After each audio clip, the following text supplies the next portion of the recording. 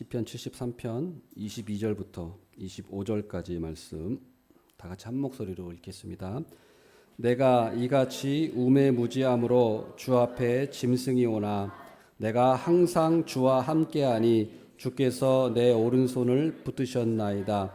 주의 교훈으로 나를 인도하시고 후에는 영광으로 나를 영접하시리니 하늘에서는 주 외에 누가 내게 있으리요 땅에서는 주밖에 내가 사모할 리 없나이다. 아멘.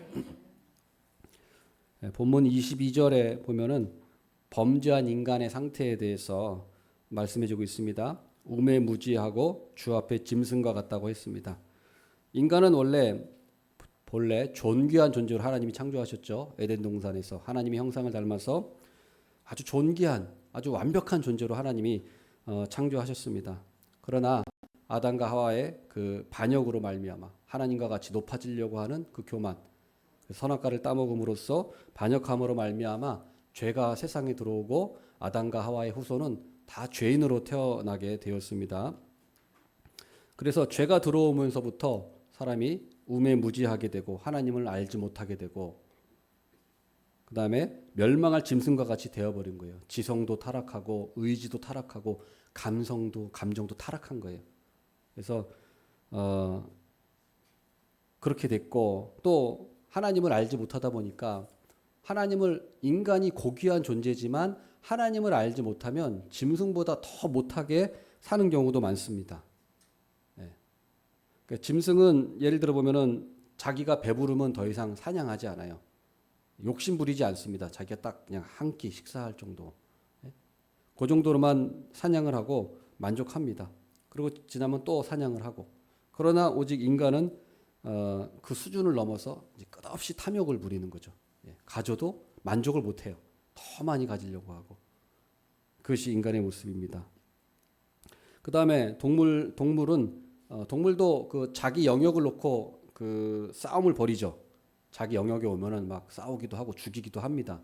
그러나 인간은 그 수준을 넘어서서 아주 대규모 전쟁, 학살을 벌이잖아요. 뭐 7.3.1 부대라든가 홀로코스트라든가 이런 걸 만들어서 아주 그 사람을 대량 학살하는 게 인간이죠. 동물들은 그렇게 학살은 하지 않습니다. 예. 그러니까 인간이 타락하다 보니까 짐승보다 더 못한 존재가 되는 거예요. 또 동물은 위장이나 기만을 하죠. 사냥하기 위해서. 하지만 그것은 생존을 위한 것입니다. 그러나 인간은 의식적으로 그 사람을 잡아뜨리고 넘어뜨리기 위해서 골탕 먹이기 위해서 그 사람을 거짓말을 하고 사기를 쳐요. 동물들은 사기치지는 않아요. 남을 속이지 않습니다. 그러나 인간은 그렇다는 거죠. 개도 보십시오. 개는 주인에게 한결같이 충성합니다. 주인을 배반하는 개는 없어요. 그렇지 않습니까? 인간은 어때요? 인간은 배반합니다. 자기에게 잘해줬던 사람에게도 칼을 꽂기도 하고 배신하기도 하고 뒤에서 욕하기도 하고. 개는 안 그래요. 그러니까 이것만 보더라도 어떻습니까? 인간이 하나님을 떠나서 죄악을 지니까 짐승보다 못한 존재가 되는구나. 그걸 우리가 알 수 있는 거예요. 그러나 인간이 하나님을 알고 경외할 때는 하나님이 우리 창조하신 그 본연의 모습대로 가장 그 고귀한 인생을 회복하게 되는 것입니다. 그래서 인간이 어떻게 하면 가장 행복하고 가장 인간답게 사는 것이냐? 답은 나와 있어요. 하나님을 경외하고 하나님 말씀대로 사는 거예요. 거기에 다 답이 나와 있습니다. 근데 세상 사람들은 그걸 몰라요. 여러분, 예수님 믿기 전에 여러분 상태가 어땠습니까? 예수님 여러분 안 믿고 지금까지 사셨다면 여러분이 지금 어떤 모습으로 살고 계실까요? 한 주먹 하셨을까요? 한 성깔. 예수님 믿기 전에 저도 그렇습니다. 예수님 제가 지금까지 믿지 않고 지금까지 살아왔다면 아마 술과 담배에 찌들어 살았을 거예요. 그리고 아주 자기 마음대로 살았겠죠. 결혼도 아마 유지할 수 있었을까요? 이혼하지 않았을까 생각이 듭니다. 예. 주님께서 지켜주셨기 때문에 살 수 있었던 것 같아요. 예. 그래서 여러분도 마찬가지일 거예요. 예수님 믿기 전에는 우리가 다 그런 참 별 볼 일 없이 살았단 말이에요. 예. 좀 심하게 말하면 약간 좀 개차반 인생을 살아요. 자기 마음대로. 그러다가 예수님 믿으면 이제 인생이 바뀌어요. 아, 내가 이렇게 살면 안 되지 하고서 정말 하나님 말씀대로 가장 그러한 인간다운 삶을 살아가게 되는 거예요. 그게 가장 행복한 삶입니다. 행복한 삶이에요. 그게 지혜로운 삶입니다. 김구 선생님은 교도소 10개 짓는 것보다 교회 하나 짓는 것이 더 낫다고 말했다고 합니다. 실제 그런 말을 했는지 안 말했는지 모르겠어요. 그러나 그렇게 전해오고 있어요. 이처럼 우리가 구원받은 것은 가장 인간답게 사는 것입니다. 최고의 축복이에요. 예, 예수 믿는 것이. 그래서 오늘은 이 구원의 시작에서부터 시작해서 구원의 완성에 이르는 그 세 단계가 있는데 그 세 단계를 말씀드리고자 합니다. 구원의 첫 번째 단계는 오른손을 붙들어 주신다고 합니다. 오른손을 붙들어 주시는 것입니다. 23절 말씀 보겠습니다. 내가 항상 주와 함께하니 주께서 내 오른손을 붙드셨나이다. 내 오른손을 붙들어 주셨다는 거예요. 이게 구원의 첫 번째 단계입니다. 오른손을 붙들어 주시는 거예요. 이 말은 무슨 말이냐면 하나님께서 우리를 건져 주시는 거예요. 우리 인간은 하나님을 반역하거나 아니면 하나님을 무시하거나 아니면 하나님을 모르는 상태에 있어요. 이게 다 죄의 상태입니다. 그러나 하나님께서 우리의 오른손을 붙잡아 주심으로써 우리를 구원해 주신 거예요. 마치 물에 빠져서 허우적거리는 사람의 오른손을 누가 건져주는 것처럼 하나님께서 죄의 바다에 허우적거리는 우리들을 불쌍히 여기셔서 탁 손을 잡아서 꺼내 주신 거예요. 우리를. 그게 첫 번째 단계라는 거예요. 그러면 하나님께서 오른손으로 붙들어 주시는데 그 오른손으로 붙들어 주시는 방법이 무엇인가 또 세 가지가 있습니다. 첫 번째로는 흑암에서 광명으로 옮겨 주시는 거예요. 골로새서 1장 13절 앞에 나와 있습니다. 한번 읽겠습니다.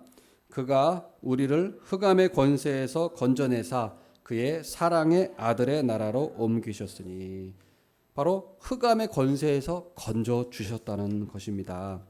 흑암의 권세가 뭘까요? 흑암의 권세는 사탄의 나라입니다. 마귀의 나라예요. 그러니까 우리가 하나님 믿기 전에는 다 마귀의 종이었어요. 마귀의 자녀였어요. 사탄의 권세 아래 있었던 거예요. 그 사람이 인정하건 말건 그게 영적인 현실입니다. 신분상으로는 마귀의 자녀였던 겁니다. 그러나 우리가 구원받으면 신분이 어떻게 바뀝니까? 하나님의 자녀로 바뀌는 거예요. 마귀의 자녀에서 하나님의 자녀로 180도 바뀌는 겁니다. 이게 예수님 믿고 안 믿고가 엄청나게 차이가 나는 거예요. 영적으로 완전히 180도 차이가 나는 거예요. 앞으로 가다가 뒤로 가는 완전히 방향이 바뀌는 겁니다. 그래서 마귀의 자녀에서 하나님의 자녀가 되는 거예요.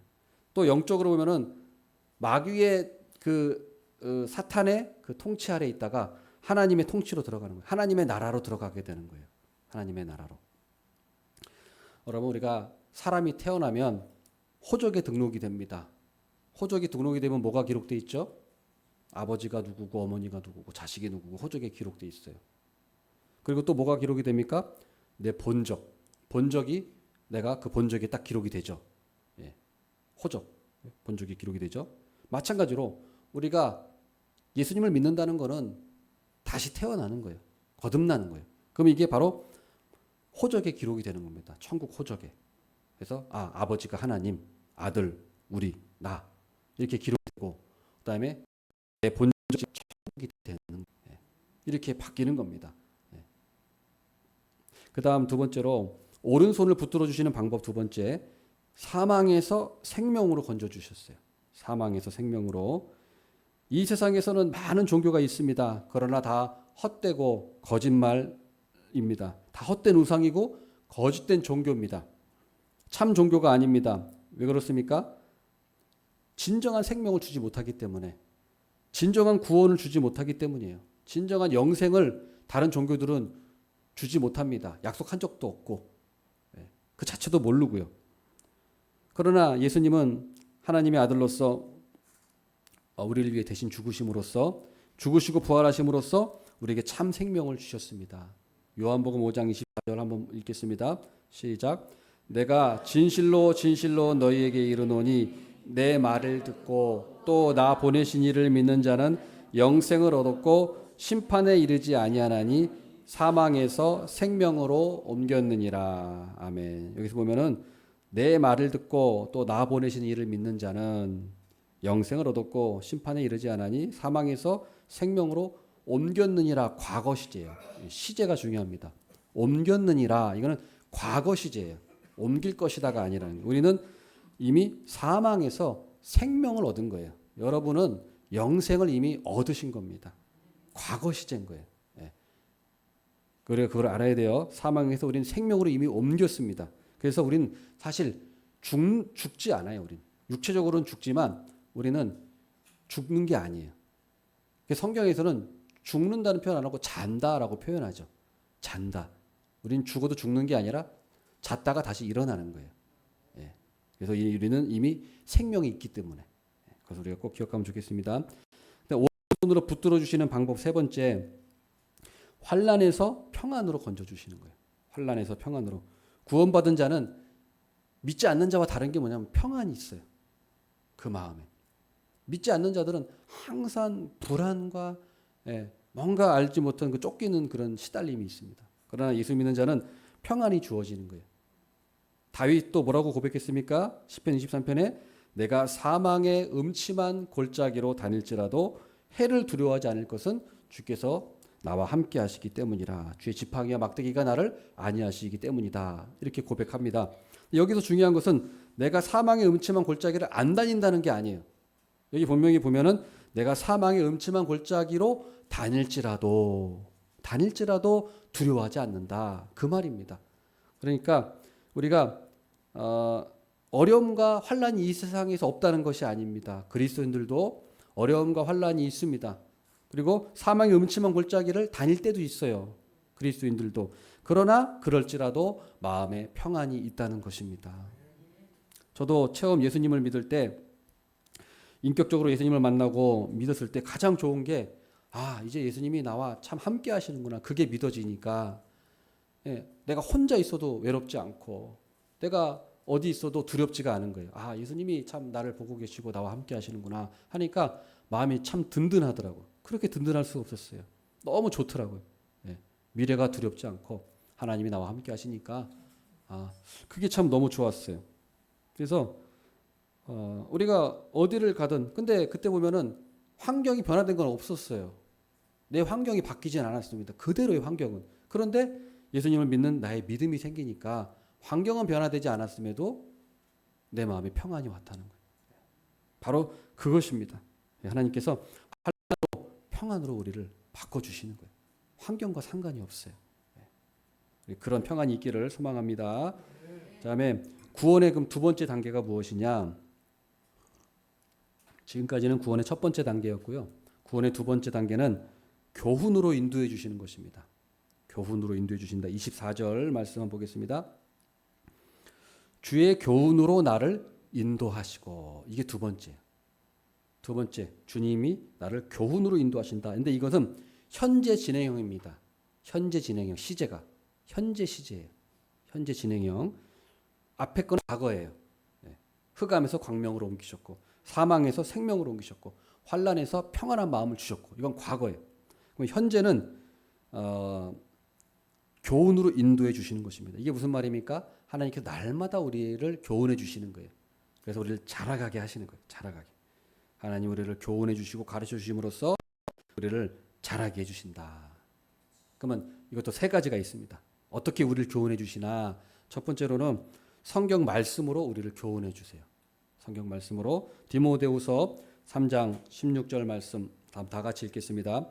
모든 성경은 하나님의 감동으로 된 것으로 교훈과 책망과 바르게 함과 의로 교육하기에 유익하니. 모든 성경은 교육하기에 유익하다. 우리를 가르쳐 주신다. 성경 말씀이 우리에게 먼저 믿어지는 거예요. 이해가 되는 겁니다. 성경을 딱 봤을 때 무엇보다 먼저 이 말씀이 믿어지는 거예요. 하나님 말씀이 실제로 여러분 믿어지십니까? 네. 이게 교훈해 주시는 거예요. 첫 번째로. 말씀으로. 그래서 저도 예수님을 믿을 때 하나님의 말씀이 정말로 믿어지는 때가 있었어요. 그전에는 안 믿어졌거든요. 성경 아무리 봐도 무슨 창세기 1장 1장을 펴도 태초에 하나님 천지를 창조하신 지 누가 봤는데 이걸 기록한 거야. 예? 누가 봤는데 모세가 이걸 봤나? 누가 봤는데 본 사람 없잖아. 어떻게 이게 근데 믿어져? 그러고 창세기 1장 1절 보고서 딱 덮어버렸어요. 이거 말도 안 된다. 거짓말이다. 고등학교 때. 그러다가 이제 성경을 이제 이후에 좀 읽는데 읽다 보니까 어느 순간 믿어지는 거예요. 예. 특히 이제 복음서 마태복음을 읽는데 어느 순간 예수님을 보는데 예수님은 정말 이건 지어낸 분이 아닌 것 같아. 이분이 한 행적이나 말씀을 보니까 이건 인간이 할 수 있는 말이 아니에요. 그때 제 마음에 예수님에 대한 믿음이 딱 생겼어요. 이분은 진짜다. 이분은 진짜 있었다. 이분은 진짜 신이다. 이건 인간이 아니다. 이렇게 그런 예수님에 대한 그 믿음이 딱 생기면서부터 다 믿어지더라고요. 예, 그때부터 성경이 다 믿어졌어요. 예수님 믿어지니까 성경이 다 믿어졌어요. 창세기도 믿어지고. 그래서 하나님 말씀으로 우리를 이렇게 교훈하시는 거예요. 교훈하시는 거. 이게 안 되면 예수 믿을 수가 없어요. 예, 믿을 수가 없어요. 그리고 이뿐만이 아니죠. 그 이후에도 계속 성경을 읽죠. 우리가 성경 한 번만 읽는 게 아니잖아요. 그 이후에도 평생을 성경을 읽습니다. 저도 성경을 평생을 읽고 평생을 설교해 왔어요. 네, 평생은 아니죠. 예, 사역자가 된 이후에 평생 설교를 해왔어요. 지금까지 20-30년 동안. 근데 신기한 건 저도 신기한 게 있는데 뭐냐면 성경을 만약에 어떤 걸 하나 읽다 계속 연구하다 보면 의심스러운 게 생기지 않겠습니까? 한 번도 그런 적이 없어요. 신기할 정도로. 그래서 저도 생각했어요. 만약에 성경이 누가 지어낸 거고 가짜라면 어디라도 뭔가 의심할 구석이 있지 않겠습니까? 허점이 있을 거 아니에요. 예? 이렇게 몇십 년을 성경을 봐오고 연구를 했는데 근데 반대로 성경을 읽고 연구하고 설교하고 성경을 더 알면 알수록 의심이 생기는 게 아니라 이게 진리라는 게 더 깨달아져요. 이거 진짜 하나님 말씀이구나. 의심할 게 없다. 그러니까 저도 어떻게 의심할 게 없을까? 어떤 다른 책을 우리가 학문을 연구해도 뭔가 연구하다 보면 뭔가 의심할 게 생기잖아요. 성경은 그게 안 생기더라는 거예요. 저의 경우는 그렇습니다. 저의 고백이에요. 그래서 누가 저한테 성경이 진짜입니까 물으면 저는 제가 아무리 뒤져봐고 이게 진짜인지 가짜인지 제가 여태까지 몇십 년을 대조해왔습니다만은 발견하지 못했습니다라고 저는 자신 있게 말할 수 있어요. 성경은 진짜구나. 그것도 참 신기한 일이에요. 하나님은 말씀으로 우리를 가르쳐 주세요. 말씀으로. 그 다음 두 번째로 어떻게 우리를 교훈해 주시는가? 착한 양심으로 교훈해 주세요. 착한 양심. 인간에게 양심이 있습니다. 불신자에게도 양심이 있어요. 신자에게 있어요. 인간이라면 다 양심이 있습니다. 이건 하나님이 우리에게 주신 거예요. 하나님께서. 그런데 차이가 있죠. 불신자는 양심 그 자체가 그 사람의 법이에요. 기준이에요. 그러나 신자는 양심에다가 하나님의 말씀이 기준이 돼요. 양심만이 아니라 하나님의 말씀이 기준이 돼요. 양심보다 더 높은 게 하나님의 말씀이죠. 그래서 예를 들어서 살인하지 말라. 이거는 하나님 믿는 사람이나 안 믿는 사람이나 다 양심에 있어요. 사람 죽이면 안 돼. 이건 태어날 때부터 갖고 있는 거예요. 하나님 주신 거예요. 심어 주신 것이에요. 그래서 십계명에도 물론 있지만 살인하지 말라는 신자나 불신자 모두 양심에 있는 법입니다. 그러나 신자들은 딱 거기까지지만 불신자들은 거기까지지만 신자들은 어때요? 성경 말씀에 뭐라고 되어 있습니까? 마음으로 미워하는 것도 살인하는 것이다. 이 말씀이 있잖아요. 성경 말씀에. 예수님도 말씀하셨고 요한일서 3장 15절에도 말씀하셨어요. 사람을 미워하는 자마다 살인하는 자다. 이렇게 말씀하셨단 말이에요. 그러니까 우리 믿는 자들은 신자들은 양심의 기준이 더 높아요. 미워하면 안 되는구나 사람을. 더 착한 양심으로 자라게 되는 것입니다. 그러므로 우리가 성숙한 기독교인은 이 양심의 소리에 민감한 사람이에요. 양심의 소리. 이 양심의 소리로 하나님은 우리에게 말씀해 주시는 거예요. 그러니까 성경 말씀을 읽을 때 제가 설교하면 여러분의 혹시 양심에 그런 찔릴 때도 있죠. 그게 바로 하나님의 양심, 성령님을 통해서 여러분에게 양심을 통해서 말씀해 주시는 거예요. 그게 믿는 자들에겐 그게 살아 있는 거예요. 근데 그게 죽어 있다. 그리고 그 양심의 소리를 자꾸 무시한다. 그러면은 그거는 나중에는 화인 맞은 양심이 돼서 돌이킬 수 없게 됩니다. 타락하게 되는 거예요. 예레미야 31장 33절에도 내가 나의 법을 그들의 속에 두며 그들의 마음에 기록하여, 이 말씀이 있습니다. 그래서 하나님께서는 착한 양심으로 우리에게 교훈해 주신다. 그 다음 세 번째로 어떻게 교훈해 주시는가? 섭리의 역사로 교훈해 주십니다. 섭리의 역사로 교훈해 주세요. 그게 무슨 말이냐? 이 세상에 우연은 없습니다. 우연은 없다는 거예요. 참새 한 마리도 하나님의 허락 없이는 떨어지지 않는다고 그랬어요. 미물 꽃도, 꽃이 떨어지는 것도 하나님의 허락 없이는 떨어지지 않는다고 했습니다. 하물며 하나님의 자녀들에게 우연이라는 것이 있을까요? 없어요. 하나님은 이 세상에 우연이라는 것은 없습니다. 우연처럼 보이는 거죠. 하나님은 하늘과 땅, 아니 온 우주의 절대 주관자세요.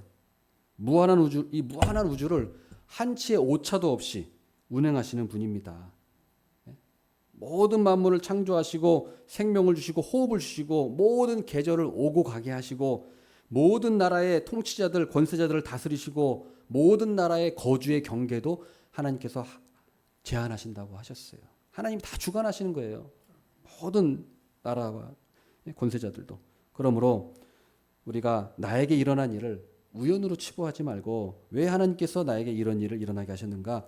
우리가 곰곰이 생각해보고 거기서 기도해보고 교훈을 얻어야 합니다. 저도 그래요. 좋은 일이 생기면 하나님 왜 이렇게 나에게 좋은 일을 주실까? 왜 이렇게 기쁜 일을 주실까? 더 열심히 주님의 일을 하라는 것인가? 하고 생각해보면 기도해봅니다. 왜 하나님께서 나에게 이렇게 뭘 주실까? 또 반대로 안 좋은 일이 왜 하나님께서 나에게 이런 또 안 좋은 일을 당하게 하실까? 하나님께서 여기서 나에게 교훈해 주시는 것은 뭘까? 내가 놓치고 있는 게 뭘까? 내가 깨달아야 될 게 뭘까? 돌이켜 보는 거죠. 하나님께서는 이렇게 섭리로 우리에게 역사로 해주시는 거예요. 그래서 여러분 어떤 상황이 있든지 여러분이 곰곰이 생각해보고 기도하면서 교훈 얻기를 바라겠습니다. 그 다음 세 번째, 구원의 세 번째 단계는 이제 24절에 나와 있어요. 영광으로 영접해 주시는 것입니다. 24절 하반절에 후에는 영광으로 나를 영접하시리니, 이건 미래적인 일이에요. 미래. 첫 번째 오른팔로 붙들어 주신 건 과거 일이고, 그 다음에 하나님이 교훈해 주시는 것은 현재 일이고, 그 다음 세 번째 영광으로 영접해 주시는 것은 미래의 일이에요. 미래에 그렇게 해주실 거예요. 그래서 구원의 완성의 단계입니다. 이 단계는. 그래서 주님께서 영광으로 영접해 주시는 방법이 무엇이냐? 두 가지가 있습니다. 첫 번째로는 천국에 들어가는 영광을 주시는 거예요. 우리는 아직 천국에 들어가진 않았죠. 영적으로는 우리가 하나님의 시민권자고 하나님의 통치 아래 있기 때문에 천국에 있다고 말할 수 있어요. 그러나 우리의 육신은 아직 천국에 있는 건 아니에요. 영적으로는 있을지라도 육체적으로는 언제 그럼 천국에 들어갑니까? 예수님 재림하셔서 우리가 부활하면, 그때 육체가 부활하죠. 자던 자들도 다 무덤이 열리고 다 육체가 부활해서 새로운 육체가 돼서 천국에 그때 들어가는 거예요. 완성되는 거예요. 그게 완성입니다. 천국의 완성. 아직 완성되지는 않았어요. 아직. 우리가 진행형에 있어요. 그래서 디모데후서 4장 18절 말씀 또 한번 읽겠습니다. 디모데후서 4장 18절. 주께서 나를 모든 악한 일에서 건져내시고 또 그의 천국에 들어가도록 구원하시리니 그에게 영광이 세세 무궁토록 있을지어다. 아멘. 자, 마지막에는 그의 천국에 들어가도록 구원하신다. 이렇게 말씀하고 있어요. 누구든지 예수님을 구원자로 고백하고 믿으면 예수님의 피의 공로로 말미암아 천국에 들어가게 됩니다. 이건요, 사람들이 그렇게 로또에 당첨되기를 원하죠. 네? 그러나 천국에 들어가는 것이 로또 당첨되는 것보다 비교할 수 없을 만큼 더 큰 축복이에요. 주택 청약인가? 그거 당첨되기를 또 얼마나 바랍니까? 그게 로또라고 하면서. 그러나 천국은 그것과 비교할 수 없는 더 좋은 축복이라는 거예요. 자, 천국은 요한계시록 21장에 보면은 천국은 하나님께서 그 믿는 자녀들을 위해 준비해 놓고 계신다고 했어요. 자, 하나님이 준비해 주신다고 했어요. 예. 허접한 게 아닙니다. 인간이 준비하는 그 정도가 아니에요. 최고의 우리 하나님께서 우리를 위해서 천국을 준비하신다고 했어요. 그래서 그 묘사가 어떻게 되어 있냐면 요한계시록 21장 2절에 보면은 천국은 마치 신부가 남편을 위해서 단장한 신혼방과 같다. 이렇게 비유가 되어 있어요. 신부가 이제 남편과 결혼해서 이제 살아야 될 신혼방이 있잖아요. 그걸 준비하고 있는 거예요. 하나님이 마치 우리를 위해서 그 신혼방을 준비해 놓고 있다. 그렇게 묘사가 되어 있어요. 그 얼마나 그 신부가 남편을 맞이하기 위해서 그 방을 얼마나 아름답게 단장하겠습니까? 남편이 이제 결혼해서 남편을 처음으로 맞이할 방인데 뭐 개판처럼 겠습니까? 그렇진 않겠죠? 깨끗한 건 물론이고 아주 아름답게 아늑하고 아름답게 그래 사랑스럽게 장식을 해놓을 거 아니겠습니까? 근데 하나님께서 우리를 위해 준비한 천국이 바로 그와 같다는 거예요. 그와 같다는 거. 한번 상상을 한번 해보세요. 상상을. 이럴 때 상상력이 필요한 겁니다. 쓸데없는데 상상력을 갖지 마시고 이럴 때 상상력이 필요한 거예요. 생각만 해도 좋잖아요. 아, 내가 갈 천국. 주님께서 나를 위해서 신혼방처럼 준비해놓고 계시는구나. 참 생각만 해도 좋습니다. 그리고 천국은 또 뭐라고 하나님의 영광으로 가득하고 모든 그 보석과 벽옥과 수정들, 금은 보화들로 다 장식이 되어 있다고 나와 있어요. 심지어 길 바닥까지 바닥이 뭘로 되어 있다고 성경에 나오는지 아세요? 요한계시록 21장에 바닥이 정금으로 되어 있다고 나와 있어요. 정금으로 바닥이 정금. 한번 밟아보고 싶지 않으십니까? 바닥이 정금으로 되어 있는데 한번 걸어보고 싶죠. 얼마나 진짜 좋겠어요. 대리석만 밟아도 우리가 좋다고 하는데. 그러니까 이것은 무엇이냐면요. 이런 의미입니다. 인간이 상상하고 표현할 수 있는 최고로 좋은 걸 딱 거기다 표현해 놓은 거예요. 요한계시록에. 그러니까 실제로 꼭 그렇다는 것이 아니고 인간이 상상하고 표현할 수 있는 최고의 좋은 장소로 딱 거기에 표현해 놓은 거예요. 그러나 실제는 어떨까요? 그 이상 더 좋은 거죠. 표현을 그렇게밖에 할 수가 없으니까 그렇게 하는 거예요. 그러나 실제는 우리가 상상할 수 없는 다른 차원의 그런 복된 그런 천국이 있다는 거예요. 준비되어 있다는 거예요. 그리고 천국은 어떻습니까? 거기는 우리 주님이 함께 계시고, 여기서는 우리가 주님을 직접 볼 수는 없죠. 그러나 성경의 말씀 보면 우리가 거기서 친히 하나님 우리와 함께 계신다. 그때는 친히 하나님 우리와 함께 계시고 아픔도 없고 눈물도 없고 애통하는 것도 없다고 나와 있습니다. 그리고 건강한 그런 생명으로 영원한 복락을 누리는 곳입니다. 이게 완성되는 거예요. 우리가 천국에 들어가는 날 그것이 우리 구원의 완성인 줄 믿으시기 바랍니다. 주님께서 영광으로 영접해 주시는 방법 두 번째로 칭찬과 존귀와 영광을 주세요. 이 세상에서는 우리가 아직 칭찬과 존귀와 영광을 완전히 얻는 것은 아니에요. 이 세상에서는 우리가 믿음의 시련을 거쳐야 합니다. 이 세상에서는 아직 경주가 끝난 게 아니에요. 경주가 아직 끝났기 때문에 힘들고 숨도 차고 그렇죠. 힘들겠죠. 아직은 신앙의 경주니까. 그러나 이 시련을 잘 참고 끝까지 결승점에 도달하는 자에게는 하나님께서 칭찬과 존귀함을 영광을 주신다고 말씀하시는 것입니다. 베드로전서 1장 7절 말씀 한번 읽어보겠습니다. 너희 믿음의 확실함은 불로 연단하여도 없어질 금보다 더 귀하여 예수 그리스도께서 나타나실 때에 칭찬과 영광과 존귀를 얻게 할 것이니라. 아멘. 우리 믿음의 확실함, 확실한 믿음을 갖고 있는 사람은 금보다 더 귀한 것을 갖고 있는 것입니다. 그래서 우리가 믿음의 확실함으로 우리가 이 세상을 이 시련을 잘 견디고 인내하고 끝까지 경주하면 칭찬과 영광과 존귀를 얻는 줄을 믿습니다. 아멘. 말씀을 맺겠습니다. 빌립보서 1장 6절에 너희 속에 착한 일을 시작하신 이가 그리스도 예수의 날까지 이루실 줄을 우리가 확신하노라라고 말씀하였습니다.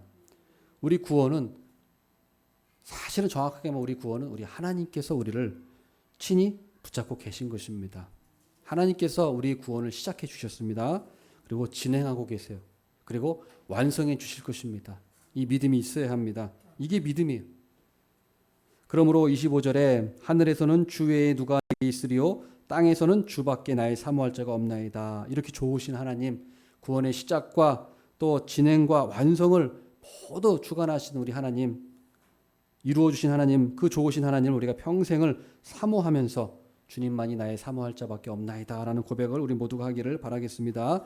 그래서 주를 사모하는 마음으로 우리 구원을 확신하시고 또 미래에 완성될 구원을 소망하시고 현재의 구원을 힘써 이루어서서 영원한 영광에 참여하시기를 축원합니다. 아멘. 기도하겠습니다.